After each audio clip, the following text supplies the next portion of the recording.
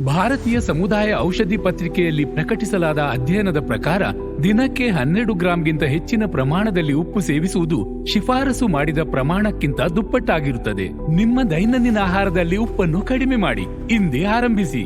WHO, world health organisation ಮತ್ತು ESC, European society of cardiology 2024ರ ಶಿಫಾರಸು. ಅಧಿಕ ಬಿಪಿ ಅಥವಾ ಅಧಿಕ ರಕ್ತದೊತ್ತಡ ಹೊಂದಿರುವ ಯಾವುದೇ ವ್ಯಕ್ತಿ ಉಪ್ಪನ್ನು ದಿನಕ್ಕೆ 5 ಗ್ರಾಮಿಗೆ ಸೀಮಿತಗೊಳಿಸಬೇಕು. ಇದು ದಿನಕ್ಕೆ 2 ಗ್ರಾಂ ಸೋಡಿಯಂಗೆ ಸಮಾನ.